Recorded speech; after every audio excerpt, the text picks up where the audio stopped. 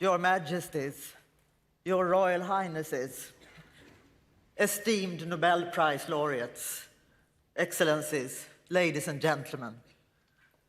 On behalf of the Nobel Foundation, it is my great honor and pleasure to welcome you all to the 2023 Nobel Prize award ceremony. In particular, I wish to welcome the Nobel Prize laureates, their families and friends. Earlier today in Oslo, Narges Mohammadi was awarded the Nobel Peace Prize in her absence, and I quote, for her fight against the oppression of women in Iran and her fight to promote human rights and freedom for all, end of quote. Her absence was due to her being imprisoned together with many other prisoners of conscience in the notorious Evin prison in Tehran. In spite of these circumstances, her strong message, smuggled out of prison and read by her children, is finally one of hope. Victory is not easy, but it is certain. We look forward to receiving her family here in Stockholm in a few days. The message of Alfred Nobel, transmitted to us through his will, is equally clear.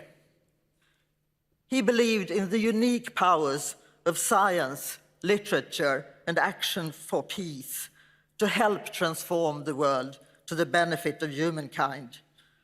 And for all of this, international collaboration and respect for knowledge are key. I'm convinced that this message is all the more important since it may seem untimely today, when the optimism of Nobel's time is being replaced by radical pessimism or even resignation, and when new interconnected crises challenge our understanding of our mission in academia, culture, and civil society.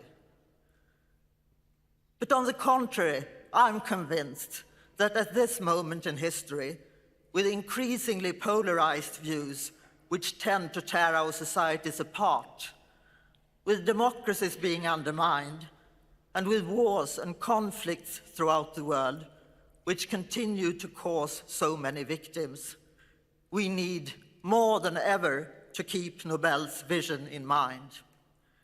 He believed in knowledge, enlightenment, and the pursuit of truth. The development of our world is not decided by destiny. It lies in our own power to decide on our future and on how to transmit our heritage to new generations. Our new capacities as humankind, both with digitization, which makes the world come closer than ever, and with artificial intelligence, which contains endless possibilities as well as risks, need to be addressed both scientifically and culturally. Through free fundamental research, science explores and expands the frontiers of human knowledge, laying the foundations for applications and development work, and thus also providing preparedness for unexpected and unpredictable future events in our world.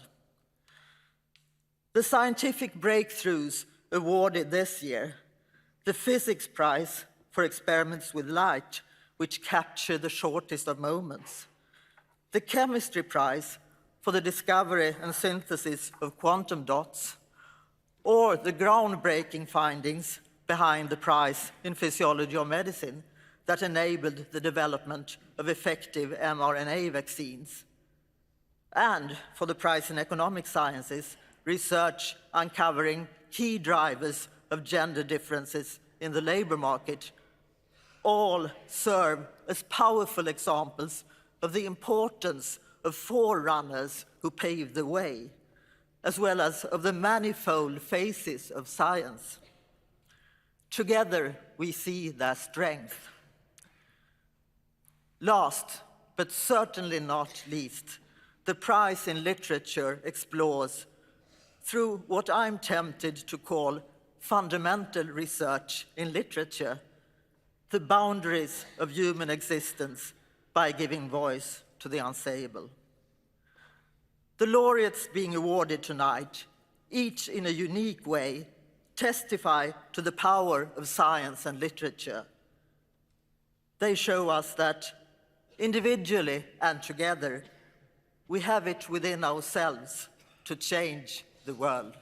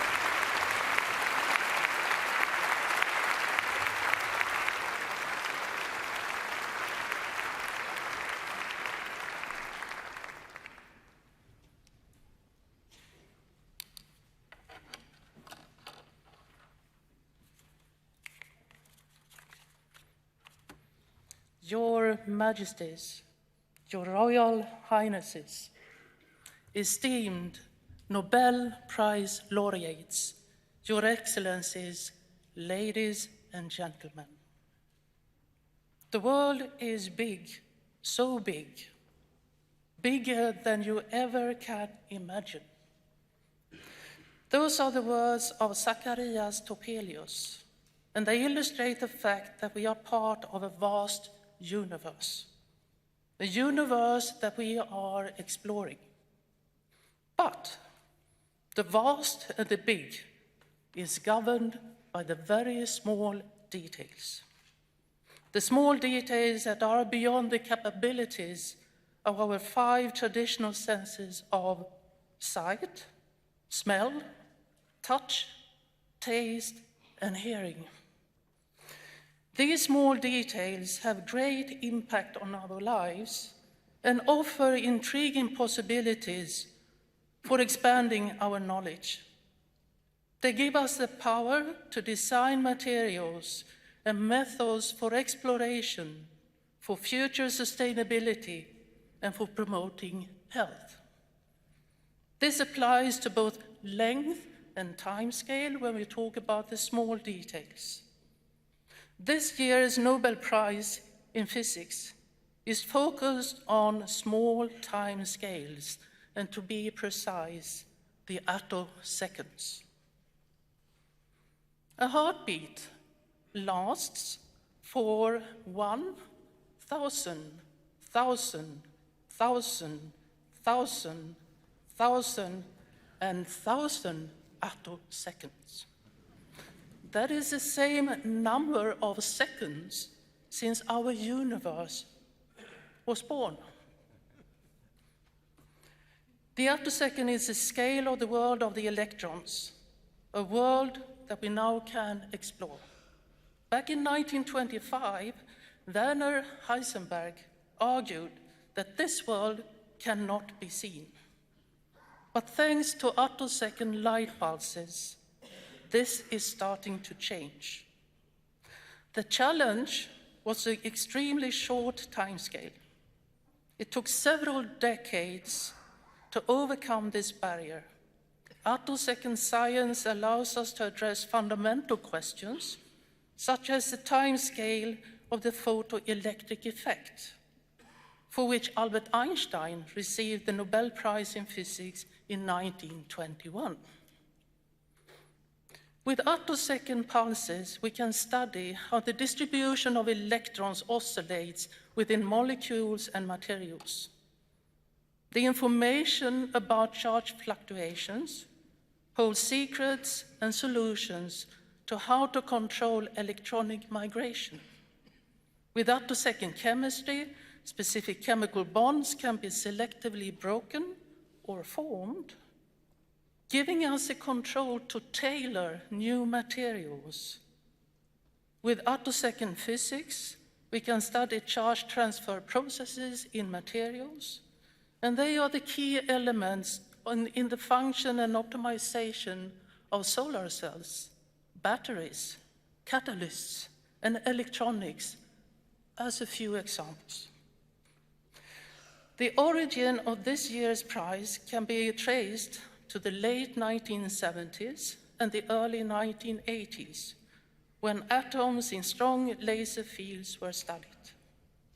Our laureates discovered that it was possible to generate attosecond light pulses by controlling the interaction between lasers and atoms. They developed methods for measuring the duration of these pulses. They also developed techniques for generating both pulse trains and individual pulses. Emeritus Professor Agostini,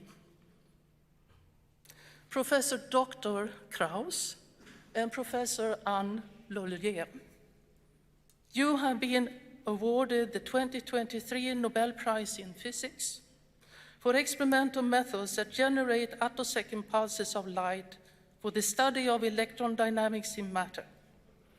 It is an honor and a privilege to convey to you the warmest congratulations of the Royal Swedish Academy of Sciences. I now ask you to step forward to receive the Nobel Prize from the hands of His Majesty the King.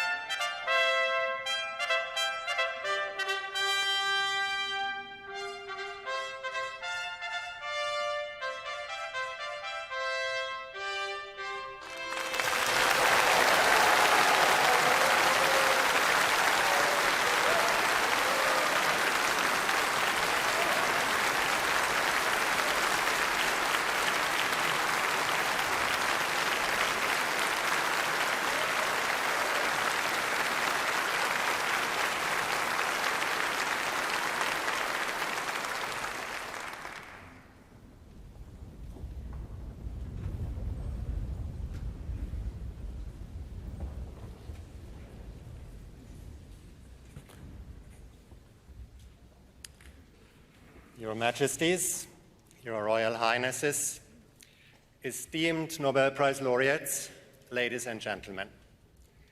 Materials can have strikingly different properties. For example, materials can be hard, soft, or brittle. They can be transparent, reflective, or colored. They can conduct electricity and heat, or they can be good insulators. They can be magnetic or non-magnetic, or melt at high or at low temperatures. When humans have discovered new materials, they have often fundamentally changed our society. Early examples are bronze, iron, and steel. The currently ongoing digital transformation and electrification are enabled by semiconductors and battery materials. Traditionally, to create a new material, we choose new chemical and structural compositions. That means we order atoms in new constellations. However, early in the 20th century, very soon after the development of quantum theory, a striking prediction was made. According to quantum mechanics, the properties of a material could be completely changed if it was made so small that it was only a few atoms across.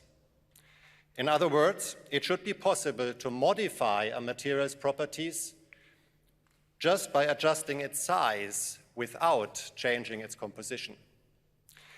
For example, if particles were made small enough to squeeze together the electron's quantum wave, the electron should be able to store more energy, and which they could then release to a bright photon, so that larger particles would emit red light and smaller particles blue light.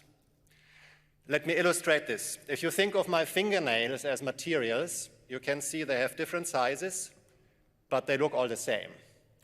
If they were at the nanoscale, then a large fingernail might look red, A smaller one might look blue and with all colors in between. For several decades, this remained a purely theoretical prediction. It seemed almost impossible to make particles consisting of a specific number of atoms with the required perfect crystallinity and pristine surfaces. Alexei Yakimov solved this challenge using glass-making methods. During the cooling process of molten glass, he managed to create copper chloride crystals whose color varied with size, precisely as predicted by quantum mechanics. He had discovered that it was possible to make quantum dots. Louis Bruce paved the way to producing quantum dots that were free in solution using standard chemical methods. His discovery triggered a wave of interest in learning how to make these new nanostructures, these new nanomaterials, and in using them for exciting applications. At first, however, it was difficult to produce quantum dots of sufficiently high quality and in large enough quantities. Munji Bawendi developed an ingenious chemical method that produced very high quality quantum dots that could be modified to create more complex structures and was scalable to industrial production levels. The discoveries of this year's laureates have made decisive contributions to the interdisciplinary field of nanoscience. Nanotechnology is about making structures 1,000 times smaller than a strand of hair and using them for better, safer, and more powerful devices and technologies. Quantum dots, specifically, are used to explore the inner life of biological cells, to improve screens and the quality of energy-saving LED lighting, and to mark tumor tissue during surgery. There's also intensive research into using quantum dots for improved solar cells in flexible electronics or in future quantum communication. Munji Bawendi, Louis Bruce, and Alexei Yakimov, your discovery of quantum dots and how to make them has opened up a new way of designing materials and helped catalyze the field of nanoscience. This is a truly great achievement for the benefit of humankind. On behalf of the Royal Swedish Academy of Sciences, I wish to convey you our warmest congratulations. May I now ask you to step forward and receive your Nobel Prizes from the hands of His Majesty the King.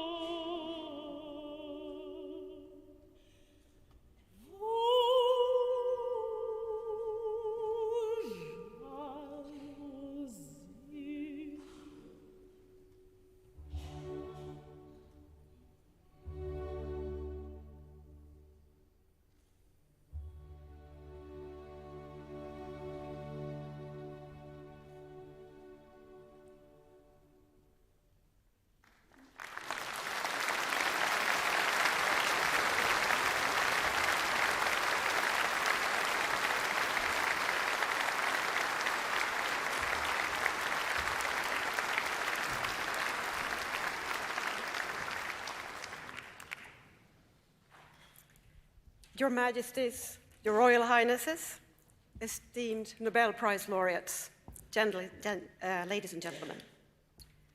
DNA is the genetic blueprint that defines what we are: a fish, a honeybee, a lemon tree, or a human. RNA is less well known, but equally important.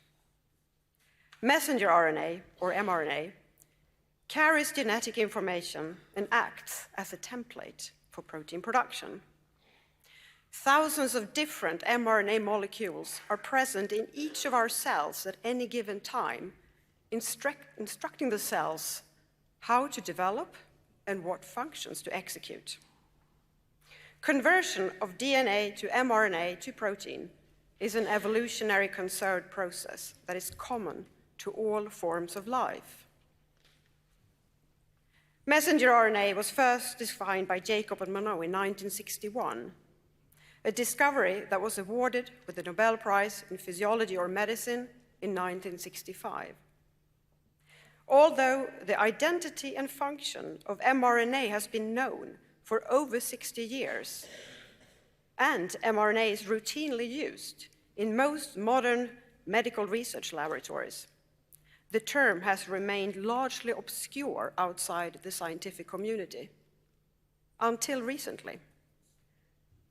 This year's Nobel Prize laureates in Physiology or Medicine, Professor Katalin Karikó and Professor Drew Weissman, have ensured that the term mRNA is now broadly recognized.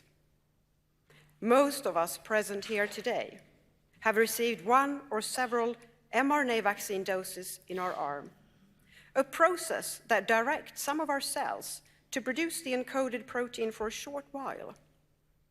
If the mRNA encodes a foreign virus protein, such as in the case of the COVID vaccines, this will alert our immune system to stimulate a response against the virus, protecting us against disease should we later become infected. RNA molecules are elegantly simple in their composition, with just 4 building blocks, nucleotides, linked together in different order to encode any protein of interest. Katalin Karikó, an expert mRNA biochemist, and Drew Weissman, a skilled immunologist, shared a vision of using mRNA as a generic carrier of information for clinical applications. But early results showed limited success. Karikó and Weissman realized that to achieve their goal, they needed to understand how our cells respond to different forms of RNA at the molecular level. In a breakthrough discovery published in 2005, they demonstrated that mRNA produced with standard nucleotides evoked an undesired inflammatory response in our cells. They found that this reaction was circumvented when one of the 4 nucleotides was chemically modified to mimic our own mRNA. This finding provided a solution to a major problem previously facing all mRNA-based clinical applications, propelling the mRNA technology into a whole new era. The discovery by this year's Nobel Prize laureates in Physiology or Medicine surprisingly enabled the development of effective vaccines that helped control a devastating pandemic and save millions of lives 15 years later.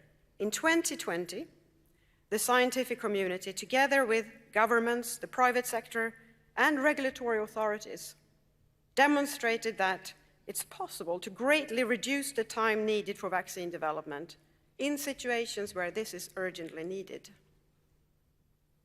Science communication is challenging. A silver lining of the pandemic was the opportunity to increase public's awareness and knowledge about infectious threats and how our immune system functions. Terms like mRNA, virus variants, antibodies, T cells and B cells are now common to most people understand these terms. And surveys demonstrate that the public's trust in scientific research increased during the pandemic. The basic research performed by the 2023 laureates in Physiology or Medicine no doubt contributed to this. This year's prize is very much in the spirit of Alfred Nobel, a groundbreaking contribution to the greatest benefit of humankind. Dear Professors Carrico and Weissman, on behalf of the Nobel Assembly at Karolinska Institutet, it's my great joy and privilege to convey to you our warmest congratulations. I invite you now to step forward to receive the Nobel Prize from the hands of His Majesty the King.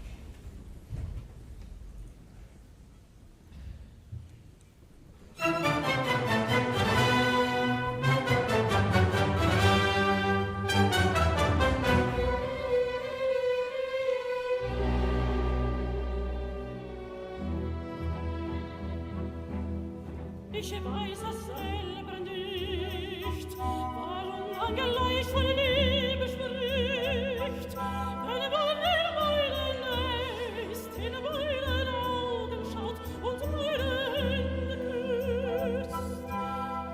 Ich weiß es selber nicht, warum man von den Zauber spricht, dem keiner widersteht, wenn mich sieht,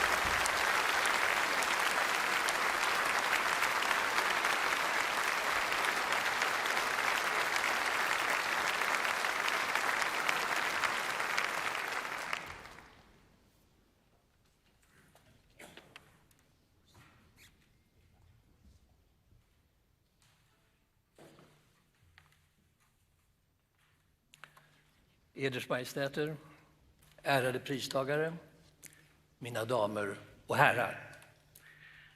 Att träda in i Jon Fosses värld är att komma till en trakt av största oro och beslutsvånda.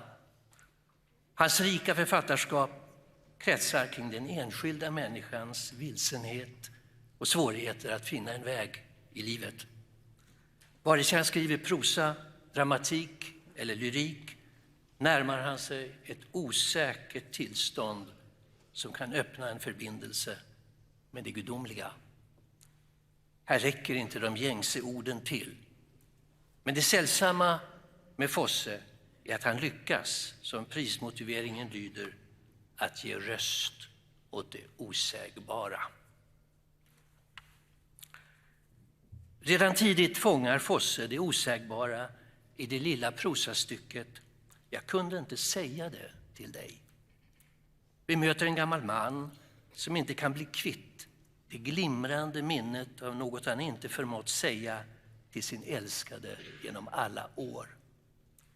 Han kan inte glömma hennes blick där hon sitter ensam vid ett bord i skolmatsalen. Och minnet har obevekligt bitit sig fast i honom. Inte ens på hennes dödsbädd är det möjligt. Ord och liv har glidit isär. Men när Fosse ger den gamle röst åt det omöjliga förvandlas det till en berörande elegi och triumf över språklösheten. I det sena storverket Septologin som fullbordades 2021 är huvudpersonen Asle en åldrad målare som med bön vänder sig till en gud bortom alla begrepp och föreställningar i den kristne medeltidsmystiken mäster Eckharts anda. Men både i det tidiga prosastycket, som jag nämnde, och i den sena romanen är huvudpersonen uppfylld av en oro som skapar en spänning mellan det vardagliga och det gudomliga. Det är denna oro som ger hela författarskapet en inre dramatik. Jon Fosse är ingen svår författare. Han använder de enklaste ord och skriver om erfarenheter som vi alla har en relation till. Separation, död och sårbar kärlek. Det svåra hos Fosse rör snarare vår beredskap att öppna oss för den existentiella osäkerhet som han ständigt rör vid.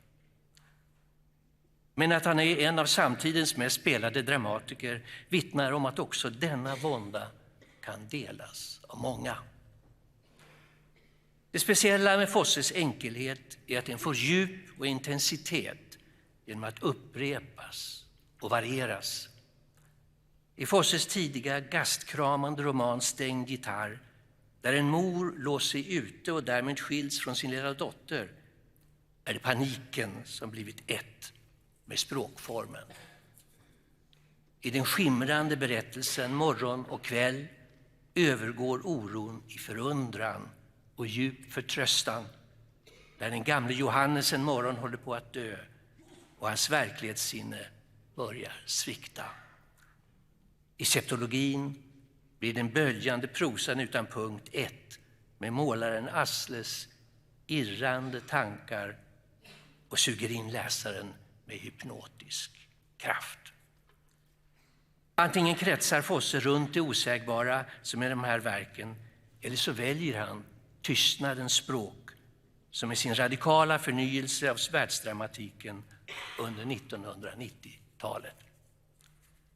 Med början i det internationella genombrottet Någon kommer att komma upptäcker han möjligheten att låta språklösheten ta kropp på scenen. På teatern måste allt inre komma ut, och det som inte kan sägas måste också få en röst. Och det sker i en lång rad emotionellt laddade pjäser som Namnet, Dröm om hösten eller Dödsvariationer. Där vidgas också tiden där de döda tar plats i scenrummet. Jon Fosse är den första Nobelpristagaren i litteratur som skriver på nynorska.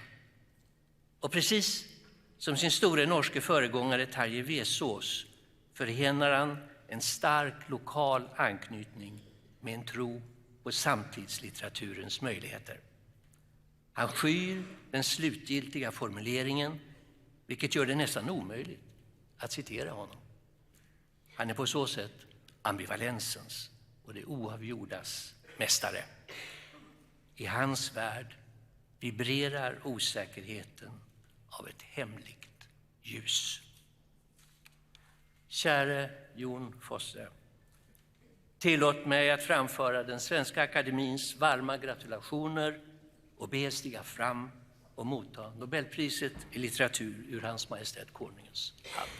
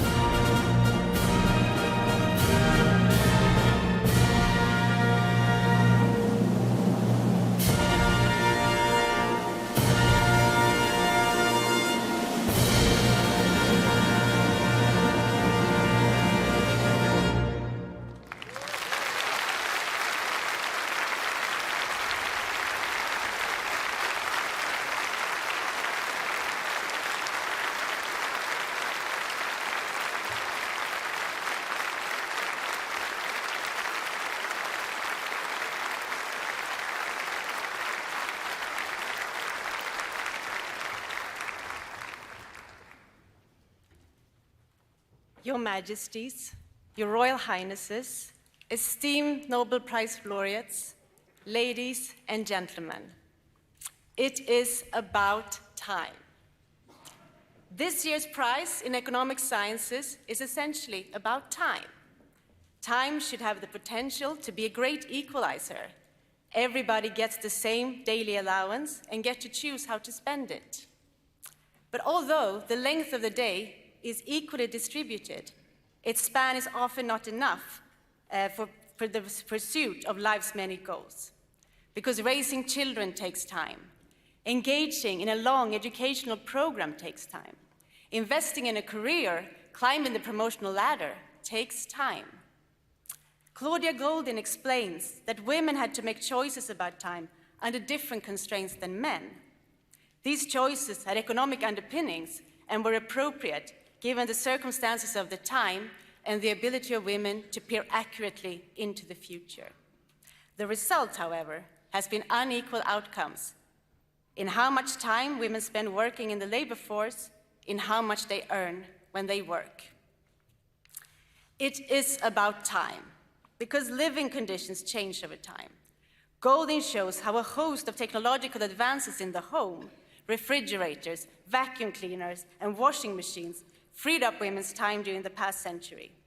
She explains how the emergence of birth controls in the 1960s improved women's ability to plan career and family.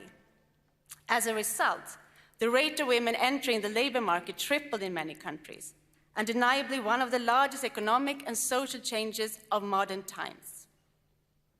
But can we expect that the mere passage of time will do the trick? Claudia Goldin tells us that historically this has not been the case. She digs deeply into the archives and reveals the various types of work carried out by female professionals who were not listed with occupations in historical censuses. But they were butchers, bakers, seamstresses, shoemakers, pewterers, coopers, pewters, tinplate workers, glass engravers, and ironmongers, just to mention a few. Despite being absent from official records, these women carried out their work. With industrialization, these professions became rarer among women, and during 200 years of American history, female labor market participation decreased before it increased. Time served as a divider before it became an equalizer. It is about time, because change takes time. Goldin's work teaches us that history progresses slowly as each generation achieves its own form of success, then passes the baton to the next. On a wintry day in Chicago in 1971, a baton was surely passed. A young woman dressed in high boots and a fashionably short coat that barely covered her miniskirt observed a gray-haired woman, a retired professor, walking to the computer center carrying a large box of punch cards. The two women were separated by more than their age and by more than their fashion sense, but they occupied the same moment in time. What the young woman learned from the older one was that women could have the same commitment to research as male professors. She saw a vision of the possible and felt the desire to achieve what was lacking. In her book, Career and Family, Goldin recalls this moment as an apparition, a reminder of the past and a vision of the future at the same time. Today, a wintry day in Stockholm will forever be another historical moment. Professor Claudia Goldin, it is about time that the world learns the long work history of half its population. Your research has radically changed what we know about women in the labor market and how we understand what we know. Today, we celebrate your path-breaking academic achievements. They are more than a baton to be passed. They are giant shoulders for which coming generations will be able to see very far. It is an honor and a privilege to convey to you, on behalf of the Royal Swedish Academy of Sciences, our warmest congratulations. May I now please ask you to step forward and receive your prize from Her Majesty the King.